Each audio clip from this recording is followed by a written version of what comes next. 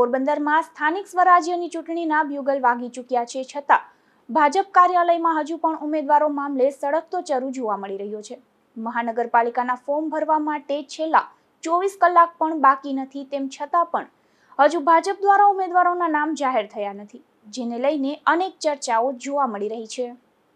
પોરબંદરમાં સ્થાનિક સ્વરાજ્યની ચૂંટણીમાં હવે તો વિવાદનો રંગ જામ્યો છે। ખાસ કરીને પોરબંદર મહાનગરપાલિકામાં રીતસરની હોડ લાગી છે, જેમાં ભાજપમાં તો ઉમેદવારોનો રાફડો ફાટ્યો હોય તેમ 52 સીટ માટે 450 જેટલા ફોર્મ ભરાયા છે।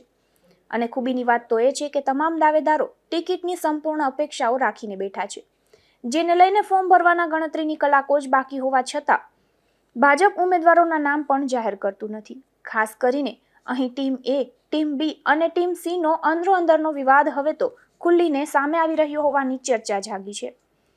આમ તો આજ સવારે મહાનગરપાલિકા માટે ઉમેદવારોનું લિસ્ટ જાહેર થઈ જવાનું હતું, પરંતુ કેટલાક વોર્ડમાં સ્થાનિક દિગ્ગજ નેતાઓની ટિકિટ કપાતી હોવાથી આવા ઉમેદવારો અને તેના ગ્રુપમાં જબરો રોષ જોવા મળતો હતો, જેને લઈને ભાજપે ઉમેદવારોના નામ જાહેર કર્યા ન હતા।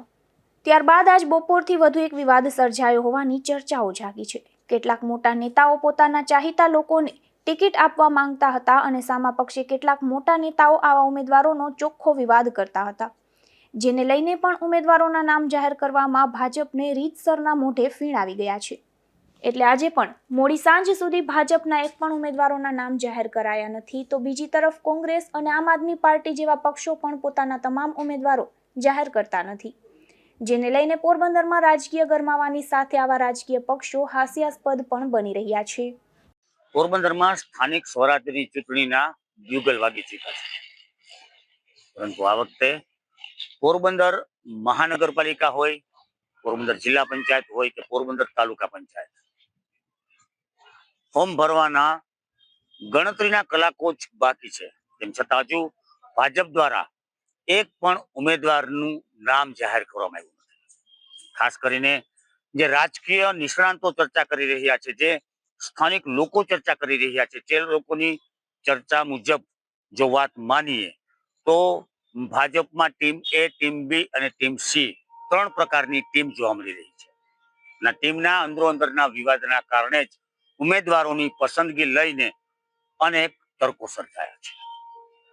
આજે સવારે લગભગ જે રીતે મીડિયાને માહિતી આપવામાં આવી હતી તે પ્રમાણે સવારે 9 થી 10 વાગ્યા આસપાસ ઉમેદવારોની યાદી જાહેર કરી દેવાની હતી। ખાસ કરીને જે વિવાદ છે તે વિવાદ પોરબંદર મહાનગરપાલિકાને લઈને જોવા મળી રહ્યો છે।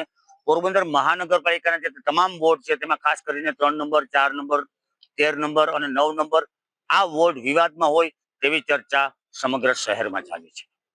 આ ટીમોના અંદરોઅંદરના વિવાદના કારણે ઉમેદવારોના નામ જાહેર થઈ શકતા નથી।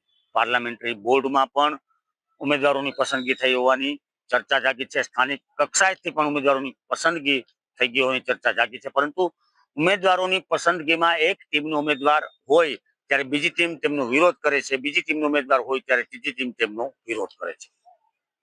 અને આ કારણે લઈને જ ગણતરીના કલાકો જ બાકી હોય ફોર્મ ભરવાને, તેમ છતાં ભાજપ જેવો મજબૂત પક્ષ પોતાના ઉમેદવારોનું લિસ્ટ પણ જાહેર કરી શકતો નથી।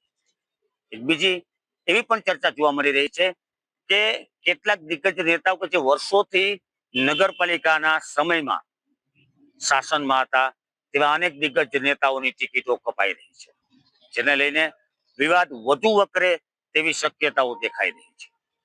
તો બીજી તરફ કેટલાક મોટા નેતાઓ પોતાના ચહીતા લોકોને ટિકિટ મળે તેના માટે પ્રયત્નશીલ બની ગયા છે અને તેને કારણે પણ વિવાદ સર્જાયો છે, અને એટલે જ ભાજપ પોતાના ઉમેદવારોની યાદીનું લિસ્ટ જાહેર કરી શક્યો નથી। ત્યારે આ વાતને લઈને પોરબંદરમાં રાજકીય ગરમાવો જોવા મળે છે, પરંતુ સાથે સાથે રાજકીય પક્ષો હવે હાસ્યાસ્પદ પણ બની રહ્યા છે। જો બીજા પક્ષોની વાત કરીએ તો આમ આદમી પાર્ટી અને કોંગ્રેસ જેવા પક્ષોએ લડવાની જાહેરાત તો કરી છે, પરંતુ તેમના પણ પૂરા ઉમેદવારોનું નામ કે લિસ્ટ હજુ સુધી જાહેર કરવામાં આવ્યું નથી। એક એવી ચર્ચા જાગી છે, જે ચર્ચા મુજબ ભાજપમાંથી નારાજ થયેલા લોકો હજુ પણ કોંગ્રેસ કે આમ આદમી પાર્ટી જેવા પક્ષોમાં આવી શકે છે, તેની વાટ જોઈને આમ આદમી પાર્ટી અને કોંગ્રેસ પોતાના ઉમેદવારોનું નામ કે યાદી જાહેર કરતો નથી। હાલ તો પોરબંદરમાં સ્થાનિક સ્વરાજ્યની ચૂંટણીને લઈને આવી તો અનેક પ્રકારની ચર્ચાઓ જોવા મળી રહી છે। નિકુલ પોપટ સાથે અશોક ખાનકી, ગુજરાત ન્યૂઝ, પોરબંદર.